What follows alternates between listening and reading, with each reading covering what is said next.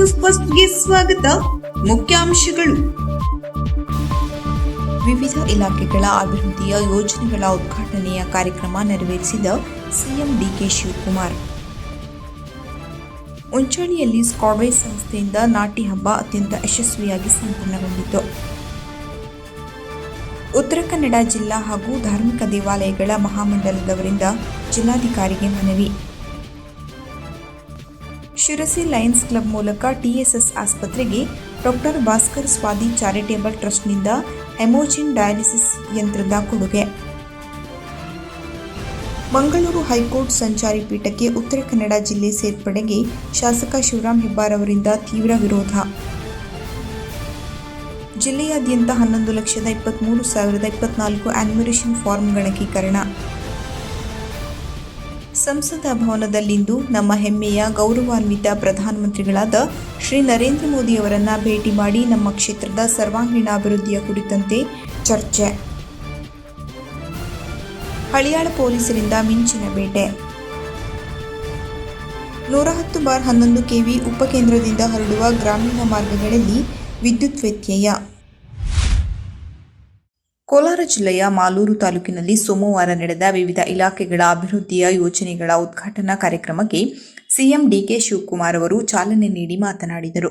ಈ ಸಂದರ್ಭದಲ್ಲಿ ಸಚಿವರಾದ ರಾಮಲಿಂಗಾರೆಡ್ಡಿ, ಈಶ್ವರ್ ಖಂಡ್ರೆ, ಕೆಎಚ್ ಮುನಿಯಪ್ಪ, ಸತೀಶ್ ಜಾರಕಿಹೊಳಿ, ಯುಟಿ ಖಾದರ್, ಯತೀಂದ್ರ ಸಿದ್ದರಾಮಯ್ಯ, ಶಾಸಕ ನಂಜೇಗೌಡ, ಎಂಸಿ ಸುಧಾಕರ್, ಕೊತ್ತೂರು ಮಂಜುನಾಥ್, ಎಂಎಲ್ಸಿ ನಸೀರ್ ಅಹಮದ್, ಶ್ರೀನಿವಾಸ್ ಮತ್ತಿತರ ಮುಖಂಡರು ಉಪಸ್ಥಿತರಿದ್ದರು. ಪಾರಂಪರಿಕ ಹಾಗೂ ಅಳಿವಿನಂಚಿನಲ್ಲಿರುವ 36 ವಿವಿಧ ಭತ್ತದ ತಳಿಗಳನ್ನು ಸಂರಕ್ಷಿಸುವ ಮತ್ತು ರೈತರಿಗೆ ಹಾಗೂ ಯುವ ಕೃಷಿಕರಿಗೆ ಜೈವಿಕ ಕೃಷಿ, ಜೇನು ಕೃಷಿ, ಬೀಜ ಸಂರಕ್ಷಣೆ ಕುರಿತು ಈ ಕೃಷಿ ಹಬ್ಬದ ಮೂಲಕ ಅರಿವು ಮೂಡಿಸಲಾಯಿತು. ಹಾವೇರಿ ಜಿಲ್ಲೆಯ ಅಗಡಿ ಅಕ್ಕಿಮಠದ ಡಾಕ್ಟರ್ ಪೂಜ್ಯ ಶ್ರೀ ಗುರುಲಿಂಗಸ್ವಾಮಿಗಳ ದಿವ್ಯ ಸಾನ್ನಿಧ್ಯದಲ್ಲಿ ಸಹ್ಯಾದ್ರಿ ಸಮುದಾಯ ಅಭಿವೃದ್ಧಿ ಹಾಗೂ ಮಹಿಳಾ ಸಶಕ್ತೀಕರಣ ಸಂಸ್ಥೆಯ ವತಿಯಿಂದ ಮಂಗಳವಾರ ತಾಲೂಕಿನ ಉಂಚಳ್ಳಿ ಗ್ರಾಮದ ಸರಸ್ವತಿ ಫಾರ್ಮ್ನ ತುಡ್ಡಿ ಮನೆಯ ಭತ್ತದ ತಳಿ ಸಂವರ್ಧನಾ ಕೇಂದ್ರದಲ್ಲಿ 3ನೇ ವರ್ಷದ ನಾಟಿ ಹಬ್ಬ 2026 ಕಾರ್ಯಕ್ರಮವನ್ನು ಹಮ್ಮಿಕೊಳ್ಳಲಾಗಿತ್ತು. ಈ ವೇಳೆಯಲ್ಲಿ ಭೂಮಿ ತಾಯಿಗೆ ವಿಶೇಷ ಪೂಜೆ ಸಲ್ಲಿಸಿರುವ ಮೂಲಕ ನಾಟಿ ಕಾರ್ಯಕ್ಕೆ ಚಾಲನೆ ನೀಡಲಾಯಿತು. ಕೃಷಿ ವಿಜ್ಞಾನಿಗಳು, ಅಧಿಕಾರಿಗಳು, ಪ್ರಗತಿಪರ ಕೃಷಿಕರು, ವಿದ್ಯಾರ್ಥಿಗಳು ಹಾಗೂ ಸಾರ್ವಜನಿಕರು ಸ್ವತಃ ಗದ್ದೆಗಿಳಿದು ಭತ್ತದ ನಾಟಿ ಮಾಡಿದರು. ಅಲ್ಲದೆ ವಿವಿಧ ಭತ್ತದ ತಳಿಗಳ ಪ್ರದರ್ಶನ ಹಾಗೂ ಸಾವಯವ ದೇಸಿ ಆಹಾರ ವೈವಿಧ್ಯಮಯ ಪ್ರದರ್ಶನ ನೋಡುಗರ ಕಣ್ಮನ ಸೆಳೆಯಿತು. ಈ ಸಂದರ್ಭದಲ್ಲಿ ಡಾಕ್ಟರ್ ಸದಾನಂದ್, ಸ್ಕಾಡ್ವೇಸ್ ಸಂಸ್ಥೆಯ ಕಾರ್ಯದರ್ಶಿ Saraswati N, KVK Roopa Patil, Canara bank AGM Lokesh, doctor CK Venugopal, Pushpa Nagabhushan, Ramanagouda Patil, Vishweshwar VB, Shivaprasad, SS Bhat ಸೇರಿದಂತೆ ನೂರಾರು ರೈತರು ಮತ್ತು ವಿದ್ಯಾರ್ಥಿಗಳು, ಸ್ಕಾಡ್ವೇಸ್ ಸಂಸ್ಥೆಯ ಸಿಬ್ಬಂದಿಗಳು ಉಪಸ್ಥಿತರಿದ್ದರು.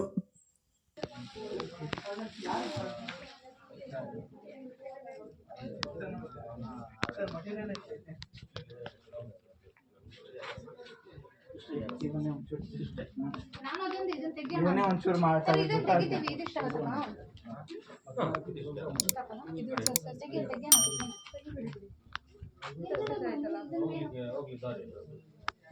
ಆ ಸೈಡಿಂದ ಒಂಚೂರು ಹೇಳ್ತಾರೆ ಪ್ರಾಬ್ಲಮ್ ಇದ್ದಿದ್ದು ಒಂದ್ಸಲ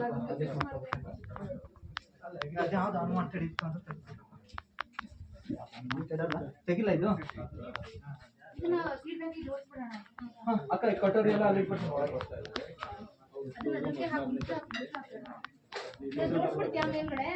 ನಾವು ಒಳಗೆ ಬರಕ್ಕೆ ಆಲ್ರೆಡಿ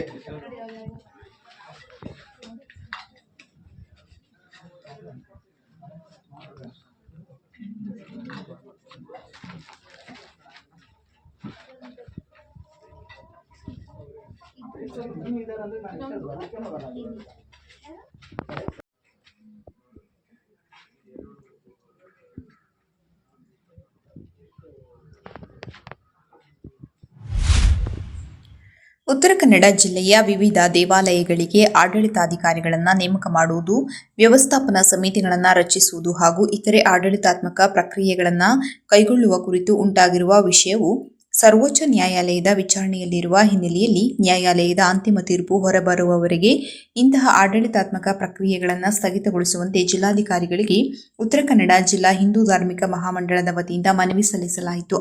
ಸರ್ವೋಚ್ಚ ನ್ಯಾಯಾಲಯದ ವಿಚಾರಣೆಯ ಫಲಿತಾಂಶದ ಆಧಾರದ ಮೇಲೆ ಮುಂದಿನ ಆಡಳಿತಾತ್ಮಕ ಕ್ರಮಗಳನ್ನು ಕೈಗೊಳ್ಳುವ ಮೂಲಕ ದೇವಾಲಯದ ಹಿತಾಸಕ್ತಿ, ಧಾರ್ಮಿಕ ಪರಂಪರೆ ಹಾಗೂ ಭಕ್ತಾದಿಗಳ ಭಾವನೆಗಳನ್ನು ಸಂರಕ್ಷಿಸಲು ಸಾಧ್ಯವಾಗುತ್ತದೆ ಎಂದು ಮನವಿಯಲ್ಲಿ ತಿಳಿಸಲಾಗಿದೆ.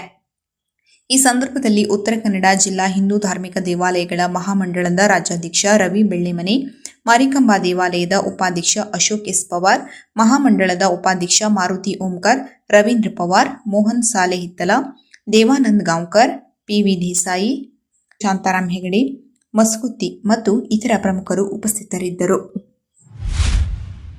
Doctor Bhaskar Swadi charitable ಟ್ರಸ್ಟ್ನಿಂದ August 10ರಂದು ದಿವಂಗತ ಡಾಕ್ಟರ್ ಭಾಸ್ಕರ್ ಸ್ವಾದಿಯವರ ಪುಣ್ಯತಿಥಿಯ ನಿಮಿತ್ತ 3ನೇ ಹೆಮೋಜಿನ್ ಡಯಾಲಿಸಿಸ್ ಯಂತ್ರದ ಉದ್ಘಾಟನಾ ಕಾರ್ಯಕ್ರಮ ಹಾಗೂ ಈಗಾಗಲೇ ಟಿಎಸ್ಎಸ್ನಲ್ಲಿ ಡಯಾಲಿಸಿಸ್ ಮಾಡಿಸಿಕೊಂಡವರಿಗೆ ಉಚಿತ ಡಯಾಲಿಸಿಸ್ ಚಿಕಿತ್ಸೆ ನೀಡಲಾಯಿತು. ಉದ್ಘಾಟನಾ ಕಾರ್ಯಕ್ರಮಕ್ಕೆ Ashwathnarayana Swamy, PMJF multiple counselling chairperson MD 317 Bengaluru ಅವರು ಉದ್ಘಾಟನಾ ಕಾರ್ಯ ನೆರವೇರಿಸಿ ಮಾತನಾಡುತ್ತಾ, ಡಾಕ್ಟರ್ ಭಾಸ್ಕರ್ ಸ್ವಾದಿ ಚಾರಿಟೇಬಲ್ ಸಂಸ್ಥೆಯಿಂದ ಡಯಾಲಿಸಿಸ್ ಯಂತ್ರದ ಕೊಡುಗೆಯಿಂದಾಗಿ ಸಮಾಜದಲ್ಲಿ ಅವರ ಹೆಸರು ಶಾಶ್ವತವಾಗಿ ನೆಲೆ ನಿಲ್ಲುತ್ತದೆ ಹಾಗೂ ಅನೇಕ ಬಡ ಮತ್ತು ಮಧ್ಯಮ ವರ್ಗದ ಜನರಿಗೆ ಆಶ್ರಯದಾತರಾಗಿ ಪ್ರಾಣ ಉಳಿಸುವ ಬಗ್ಗೆ ಶ್ಲಾಘಿಸಿದರು.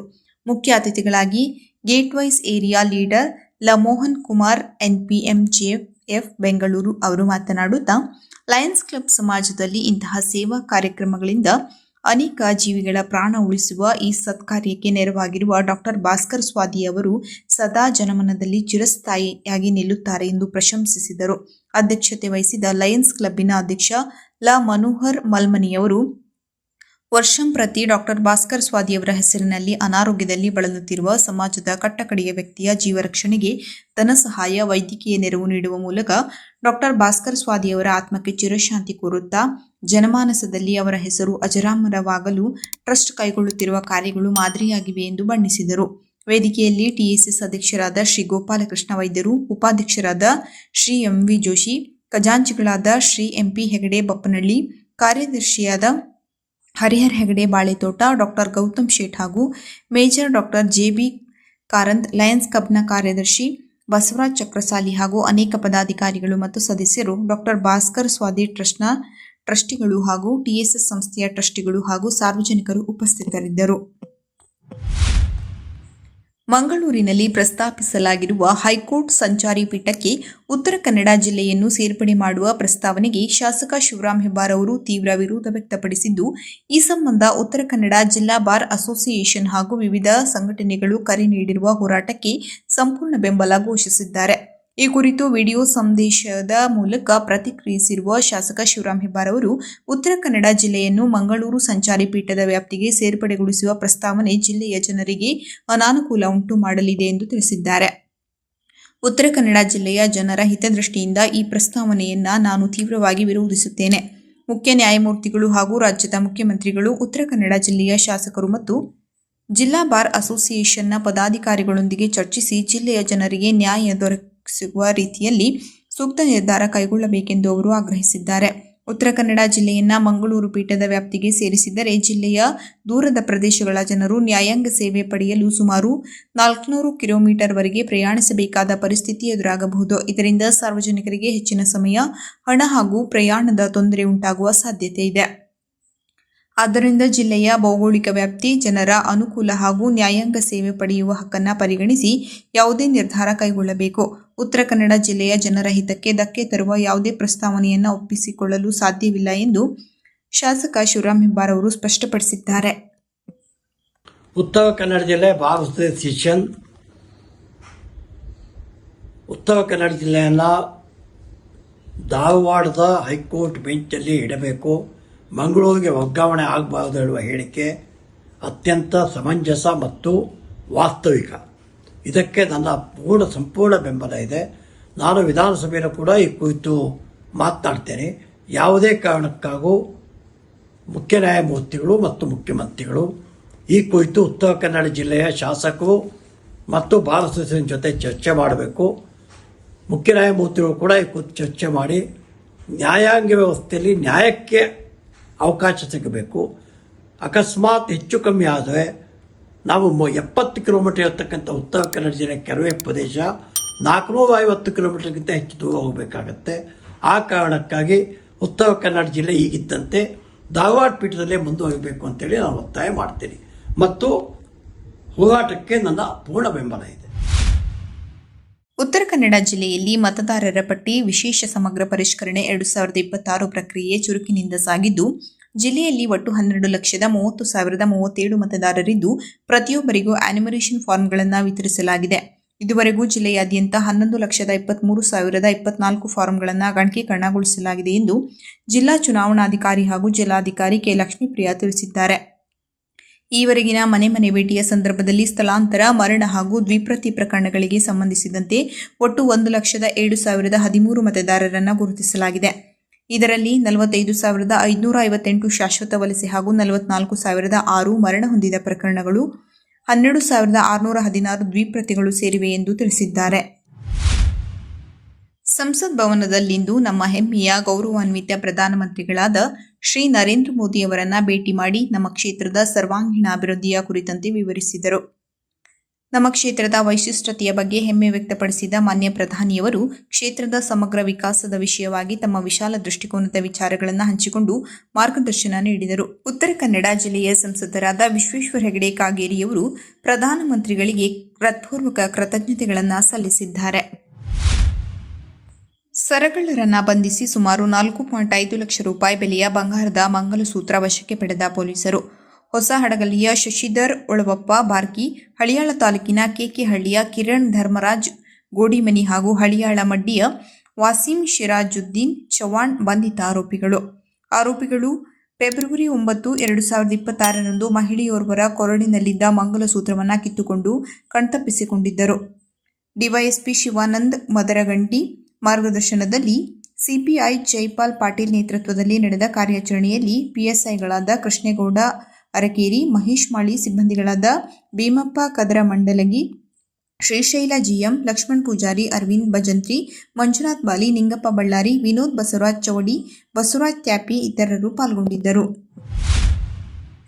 ಶಿರಸಿ 220/11 ಕೆವಿ ಎಸಳೆ ಉಪಕೇಂದ್ರದಲ್ಲಿ 110 ಕೆವಿ ಟೆನ್ಸನ್ ಇನ್ಸುಲೇಟರ್ ಕೆಲಸ ಹಾಗೂ ಸ್ಟೇಷನ್ ತ್ರೈಮಾಸಿಕ ನಿರ್ವಹಣಾ ಕಾಮಗಾರಿ ಹಾಗೂ 110/11 ಕೆವಿ ಉಪಕೇಂದ್ರದಲ್ಲಿ ತ್ರೈಮಾಸಿಕ ನಿರ್ವಹಣಾ ಕಾಮಗಾರಿ ಮತ್ತು 11 ಕೆವಿ ಮಾರ್ಗಗಳ ಜಿಒಎಸ್ಗಳಲ್ಲಿ ಮಳೆಗಾಲದ ಅನಿರೀಕ್ಷಿತ ವ್ಯತ್ಯಯದಿಂದಾದ ದುರಸ್ತಿ ಸಲುವಾಗಿ ಕಾಮಗಾರಿ ಹಮ್ಮಿಕೊಂಡಿರುವುದರಿಂದ ವಿದ್ಯುತ್ ಸರಬರಾಜು ವ್ಯತ್ಯಯ ಉಂಟಾಗುವುದು ಎಂದು ಸಹಾಯಕ ಕಾರ್ಯನಿರ್ವಾಹಕ ಇಂಜಿನಿಯರ್ 220/11 ಕೆವಿ ಎಸಳೆ ಉಪಕೇಂದ್ರ ಕೆಪಿಟಿಸಿಎಲ್ ಶಿರಸಿ ಹಾಗೂ ಸಹಾಯಕ ಕಾರ್ಯನಿರ್ವಾಹಕ ಇಂಜಿನಿಯರ್ರು 110 ಕೆವಿ ಉಪಕೇಂದ್ರ ಶಿರಸಿ ಅವರು ತಿಳಿಸಿದ್ದಾರೆ. ಆಗಸ್ಟ್ 13, 2026 ಗುರುವಾರದಂದು 110/11 ಕೆವಿ ಉಪಕೇಂದ್ರದಿಂದ ಹೊರಡುವ ಗ್ರಾಮೀಣ ಮಾರ್ಗಗಳಾದ ಬನವಾಸಿ, ಸುಗಾವಿ, ದೇವನಹಳ್ಳಿ, ಚಿಪಗಿ, ಮಾರಿಗದ್ದೆ, ಕೆಂಗ್ರೆ, ವಾನಹಳ್ಳಿ, ಹುಲಿಕಲ್, ಸಾಲ್ಕಣಿ, ಸಂಪಕಂಡ, ತಾರ್ಗೋಡಗಳಲ್ಲಿ ವಿದ್ಯುತ್ ವ್ಯತ್ಯಯ ಉಂಟಾಗಲಿದೆ. ಕೊನೆಯಲ್ಲಿ ಮತ್ತೊಮ್ಮೆ ಮುಖ್ಯಾಂಶಗಳು. ವಿವಿಧ ಇಲಾಖೆಗಳ ಅಭಿವೃದ್ಧಿಯ ಯೋಜನೆಗಳ ಉದ್ಘಾಟನೆಯ ಕಾರ್ಯಕ್ರಮ ನೆರವೇರಿಸಿದ ಸಿಎಂ ಡಿಕೆ ಶಿವಕುಮಾರ್. ಉಂಚಳ್ಳಿಯಲ್ಲಿ ಸ್ಕಾಡ್ವೇಸ್ ಸಂಸ್ಥೆಯಿಂದ ನಾಟಿ ಹಬ್ಬ ಅತ್ಯಂತ ಯಶಸ್ವಿಯಾಗಿ ಸಂಪನ್ನಗೊಂಡಿತು. ಉತ್ತರ ಕನ್ನಡ ಜಿಲ್ಲಾ ಹಾಗೂ ಧಾರ್ಮಿಕ ದೇವಾಲಯಗಳ ಮಹಾಮಂಡಲದವರಿಂದ ಜಿಲ್ಲಾಧಿಕಾರಿಗೆ ಮನವಿ. ಶಿರಸಿ ಲಯನ್ಸ್ ಕ್ಲಬ್ ಮೂಲಕ ಟಿಎಸ್ಎಸ್ ಆಸ್ಪತ್ರೆಗೆ doctor Bhaskar Swadi charitable ಟ್ರಸ್ಟ್ನಿಂದ ಹೆಮೋಜಿನ್ dialysis ಯಂತ್ರದ ಕೊಡುಗೆ. ಮಂಗಳೂರು ಹೈಕೋರ್ಟ್ ಸಂಚಾರಿ ಪೀಠಕ್ಕೆ ಉತ್ತರ ಕನ್ನಡ ಜಿಲ್ಲೆ ಸೇರ್ಪಡೆಗೆ ಶಾಸಕ ಶಿವರಾಂ ಹೆಬ್ಬಾರ್ ಅವರಿಂದ ತೀವ್ರ ವಿರೋಧ. ಜಿಲ್ಲೆಯಾದ್ಯಂತ 11,23,024 ಆನ್ಯುಮರೇಷನ್ ಫಾರ್ಮ್ ಗಣಕೀಕರಣ. ಸಂಸದ ಭವನದಲ್ಲಿಂದು ನಮ್ಮ ಹೆಮ್ಮೆಯ ಗೌರವಾನ್ವಿತ ಪ್ರಧಾನಮಂತ್ರಿಗಳಾದ ಶ್ರೀ ನರೇಂದ್ರ ಮೋದಿಯವರನ್ನ ಭೇಟಿ ಮಾಡಿ ನಮ್ಮ ಕ್ಷೇತ್ರದ ಸರ್ವಾಂಗೀಣ ಅಭಿವೃದ್ಧಿಯ ಕುರಿತಂತೆ ಚರ್ಚೆ. ಹಳಿಯಾಳ ಪೊಲೀಸರಿಂದ ಮಿಂಚಿನ ಬೇಟೆ. 110/11 ಕೆವಿ ಉಪಕೇಂದ್ರದಿಂದ ಹೊರಡುವ ಗ್ರಾಮೀಣ ಮಾರ್ಗಗಳಲ್ಲಿ ವಿದ್ಯುತ್ ವ್ಯತ್ಯಯ. ಕದಂಬ ನ್ಯೂಸ್ ಫಸ್ಟ್, ನಿರ್ಭೀತಿಯಿಂದ ನಿಮ್ಮ ಪರವಾಗಿ.